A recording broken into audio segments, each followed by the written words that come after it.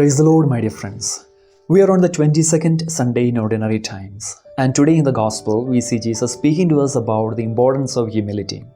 And he says, when we are invited somewhere, we should not be looking for the prominent places. Instead, we should take the back seat so that those who invite us may call to the front seat. Of course, we understand what he meant, right? We should not be looking for honor and glory.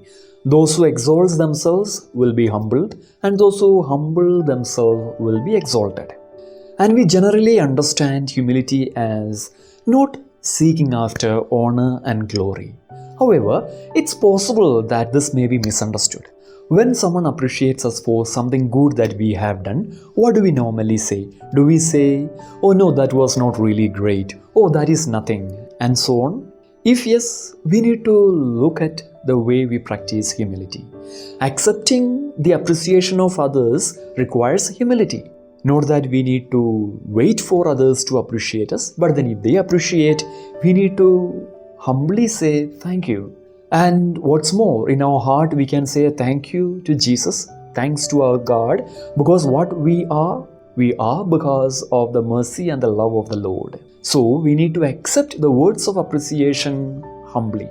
Not willing to accept the words of appreciation or some good gesture shown to us by our brothers and sisters is in a way rejecting that person itself. Let me give an example.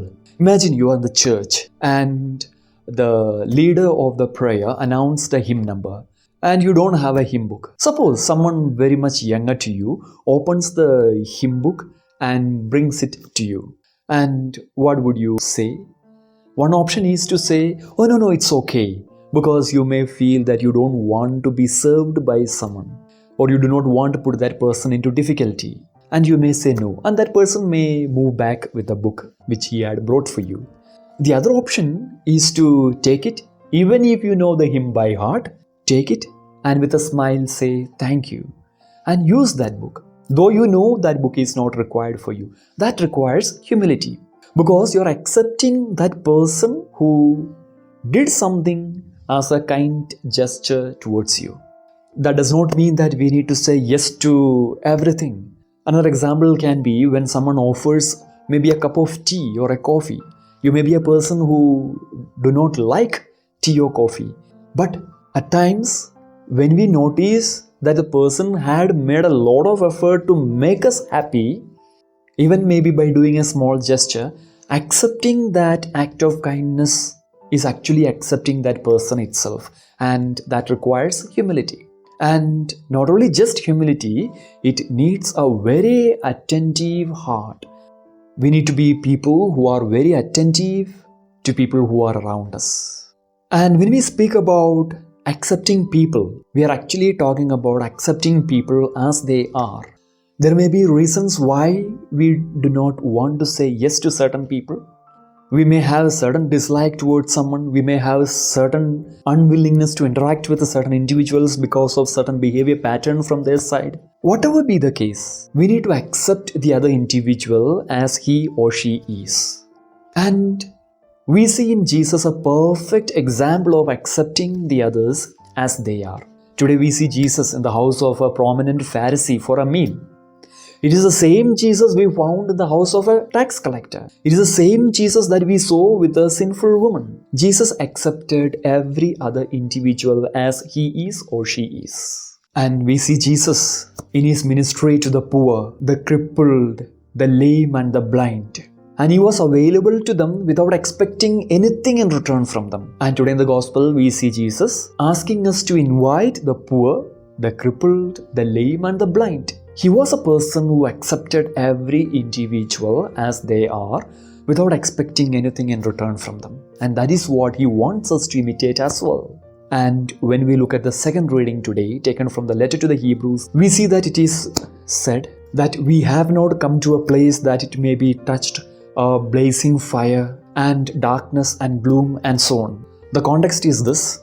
After the people of Israel were brought out from the slavery in Egypt, in chapter 19 of the book of Exodus, we see the Lord telling Moses that no one shall approach Mount Sinai and anyone who would touch the mountain will be put to death. And later in chapter 20, the people will have an experience of the glory of the Lord and they are terrified. And we see in chapter 20 verse 19, the people asking Moses to be a mediator between them and God. They were so frightened of this God.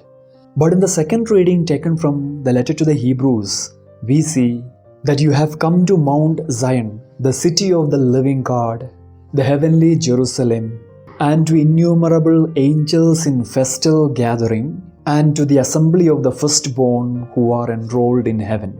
Each one of us have come to the heavenly Jerusalem, or each one of us are constantly invited into this powerful, glorious experience of the Lord constantly. What do we see here? The Lord has accepted each one of us as we are. It was this God about whom the people of Israel said that they do not want to talk to because they were terrified because of the glory they experienced from the Lord. Now, this Lord has become one with us. He sent His own Son to us to become one with us. He accepted each one of us as we are.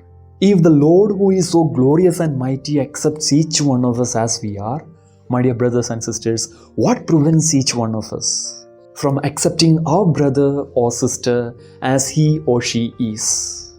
What prevents each one of us to say a kind word or to sit and listen to a person who wants to talk to us? What prevents us, my dear friends, from taking initiative in rectifying a relationship that is fractured?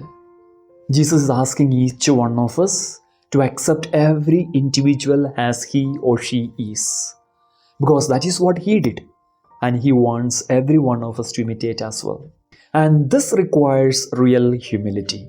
And that is why in the first reading taken from the book of Sirach, we read, "The greater you are, the more you must humble yourself, and so you will find favor with the Lord." May God bless each one of us.